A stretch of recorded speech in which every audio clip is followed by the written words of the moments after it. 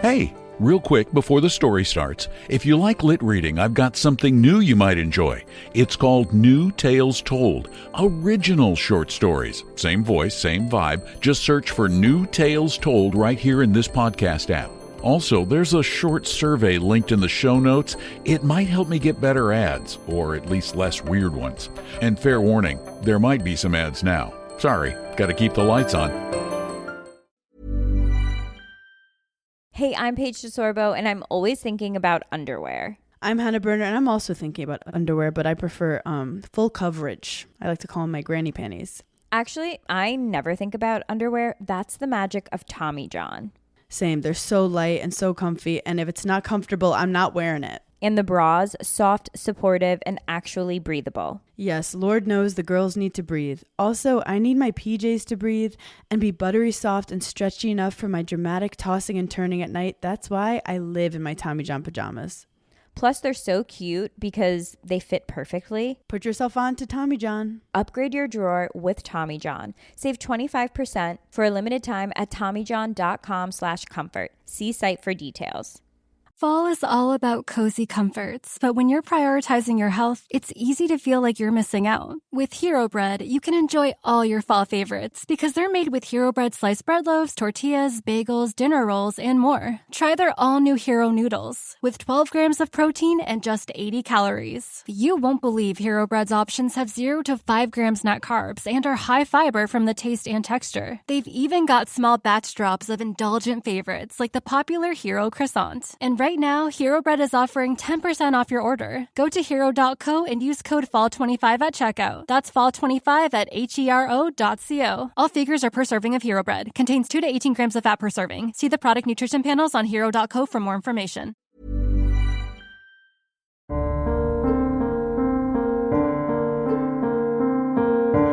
Welcome to Lit Reading. I'm Don McDonald. Since the dawn of our species, we have been bewildered by that strange period of altered consciousness that occurs just before, during, and at the end of our daily slumber.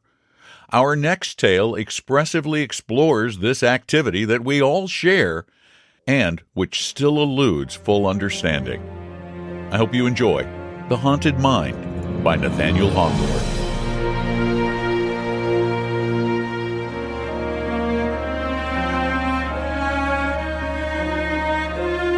What a singular moment is the first one, when you have hardly begun to recollect yourself after starting from midnight slumber.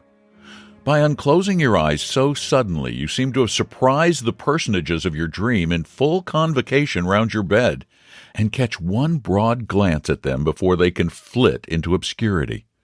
Or, to vary the metaphor, you find yourself for a single instant wide awake in that realm of illusions whither sleep has been the passport, and behold its ghostly inhabitants and wondrous scenery with a perception of their strangeness such as you never attain while the dream is undisturbed. The distant sound of a church clock is borne faintly on the wind. You question with yourself, half seriously, whether it has stolen to your waking ear from some gray tower that stood within the precincts of your dream.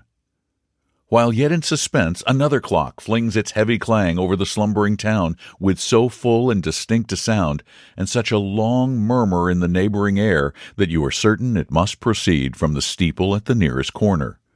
You count the strokes.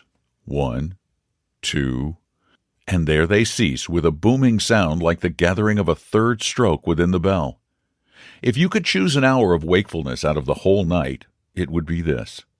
Since your sober bedtime, at 11, you have had rest enough to take off the pressure of yesterday's fatigue, while before you, till the sun comes from far Cathay to brighten your window, there is almost the space of a summer night, 1 hour to be spent in thought with the mind's eye half shut, and 2 in pleasant dreams, and 2 in that strangest of enjoyments, the forgetfulness alike of joy and woe. The moment of rising belongs to another period of time, and appears so distant that the plunge out of a warm bed into the frosty air cannot yet be anticipated with dismay. Yesterday has already vanished among the shadows of the past. Tomorrow has not yet emerged from the future. You have found an intermediate space where the business of life does not intrude, where the passing moment lingers and becomes truly the present. A spot where Father Time, when he thinks nobody is watching him, sits down by the wayside to take breath. Oh, that he would fall asleep and let mortals live on without growing older. Hitherto you have lain perfectly still, because the slightest motion would dissipate the fragments of your slumber. Now, being irrevocably awake, you peep through the half-drawn window curtain and observe that the glass is ornamental with fanciful devices in frostwork, and that each pane presents something like a frozen dream. There will be enough time to trace out the analogy while waiting the summons to breakfast. Seen through the clear portion of the glass, where the silvery mountain peaks of the frost scenery do not ascend, the most conspicuous object is the steeple, the white spire of which directs you to the wintry luster of the firmament. You may almost distinguish the figures on the clock that has just told the hour. Such a frosty sky, and the snow-covered roofs, and the long vista of the frozen street all white, and the distant water hardened into rock, might make you shiver even under 4 blankets and a woolen comforter. Yet look at that one glorious star. Its beams are distinguishable from all the rest, and actually cast the shadow of the casement on the bed with a radiance of deeper hue than moonlight, though not so accurate in outline. You sink down and muffle your head in the clothes, shivering all the while, but less from bodily chill than the bare idea of a polar atmosphere. It is too cold even for the thoughts to venture abroad. You speculate on the luxury of wearing out a whole existence in bed like an oyster in its shell, content with the sluggish ecstasy of inaction and drowsily conscious of nothing but delicious warmth such as you now feel again. Oh, that idea has brought a hideous one in its train.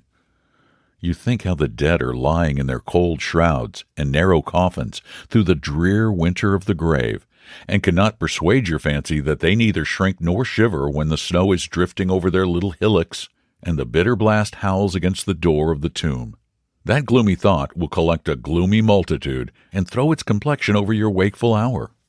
In the depths of every heart there is a tomb and a dungeon, though the lights, the music, and revelry above may cause us to forget their existence and the buried ones or prisoners whom they hide.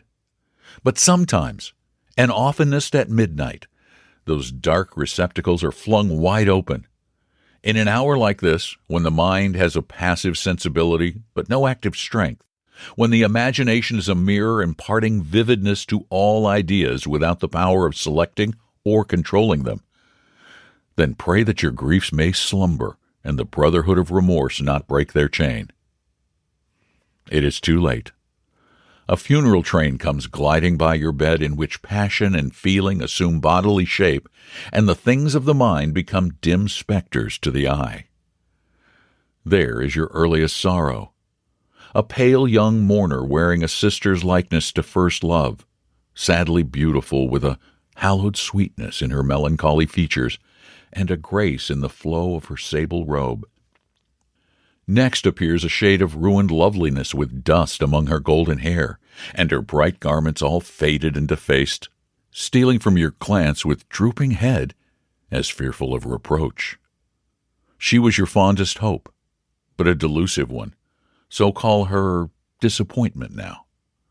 A sterner form succeeds, with a brow of wrinkles, a look and gesture of iron authority. There is no name for him unless it be fatality. An emblem of the evil influence that rules your fortunes. A demon to whom you subjected yourself by some error at the outset, and were bound his slave forever by once obeying him.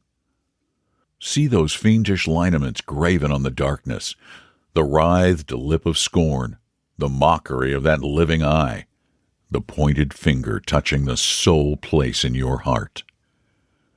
Do you remember any act of enormous folly at which you would blush even in the remotest cavern of the earth? Then recognize your shame. Pass, wretched band. Well for the wakeful one if, riotously miserable, a fiercer tribe do not surround him. The devils of a guilty heart that hold its hell within itself. What if remorse should assume the features of an injured friend?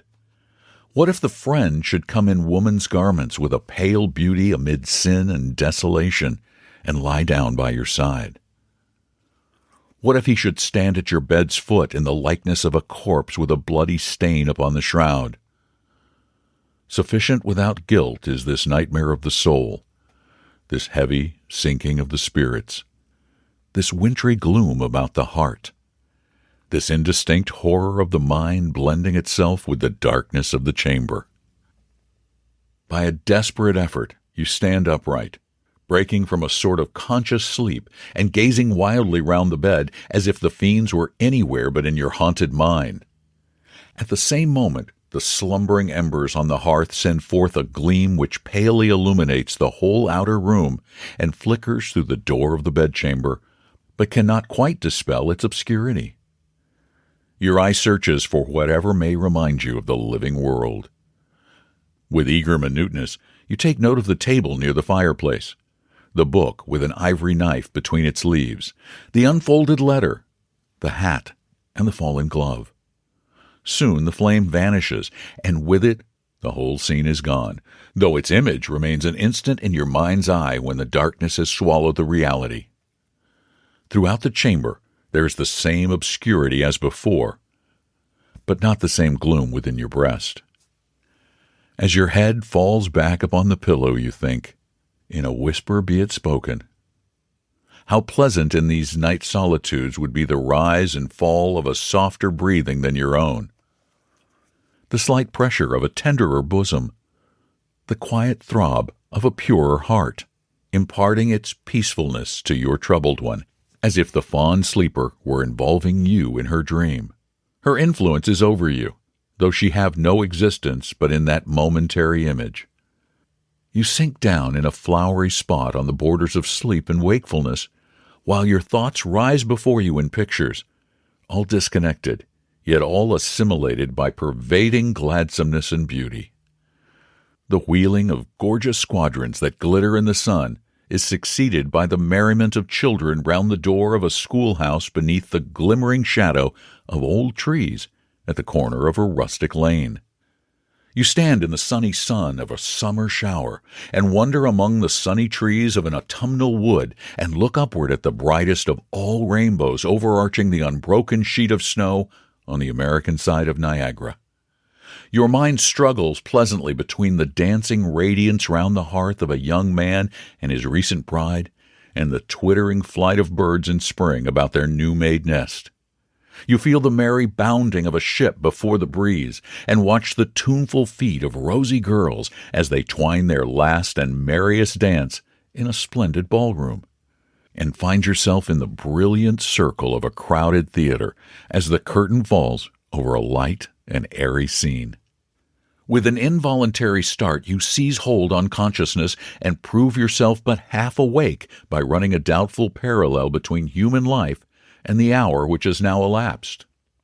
In both you emerge from mystery, pass through the vicissitude that you can but imperfectly control, and are borne onward to another mystery. Now comes the peal of a distant clock, with fainter and fainter strokes as you plunge farther into the wilderness of sleep. It is the knell of a temporary death. Your spirit has departed, and strays like a free citizen among the people of a shadowy world, beholding strange sights, yet without wonder or dismay. So calm, perhaps, will be the final change, so undisturbed, as if among familiar things, the entrance of the soul to its eternal home.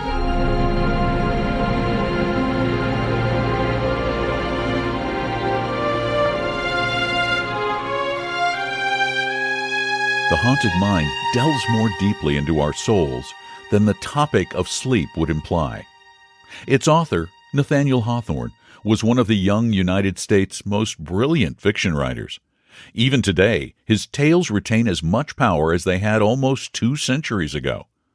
His most famous novels were published at the dawn of the 1850s, The Scarlet Letter and The House of the Seven Gables. Thanks again for listening to the podcast, and I'm going to ask a couple of favors of you again. One, please share the stories on your social media accounts.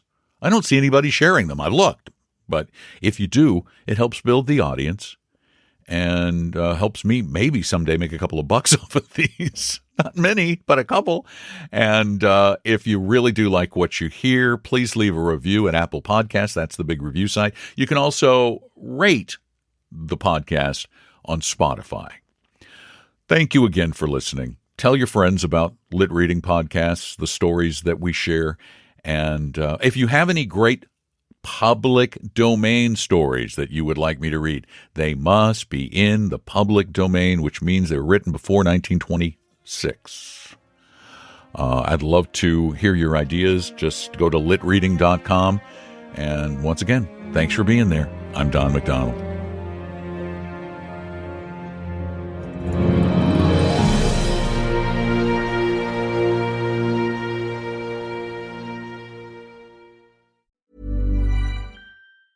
Hey, I'm Paige DeSorbo, and I'm always thinking about underwear. I'm Hannah Berner, and I'm also thinking about underwear, but I prefer full coverage. I like to call them my granny panties. Actually, I never think about underwear. That's the magic of Tommy John.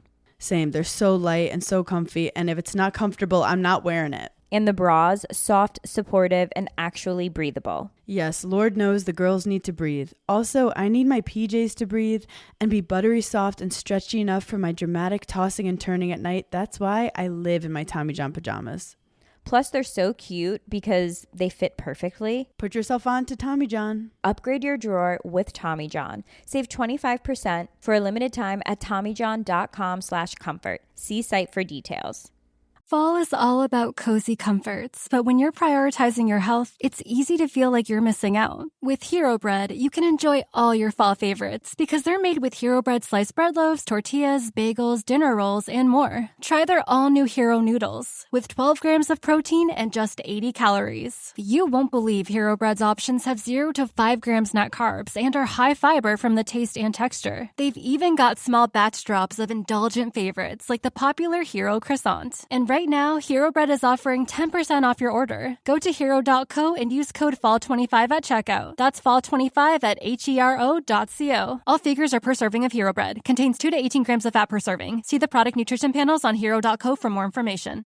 Cozy traditions feel good, especially this time of year. And that includes your fall makeup look. From lashes for days with Liquid Lash Extension Mascara to enhancing a smoky eye with your favorite shade of Brilliant Eye Brightener. Thrive Causemetics is your go-to for completing every fall look. Whether you want a simple, just gotta get out the door routine, or fall glam that wows at all your favorite festivities, you'll always look and feel radiant with Thrive Causemetics. Plus, every product is vegan, cruelty-free, and made with clean, skin-loving ingredients. Complete your fall look. Go to thrivecosmetics.com/cozy for an exclusive offer of 20% off your first order. That's Thrive Cosmetics. CAUSEMETICS.com/cozy.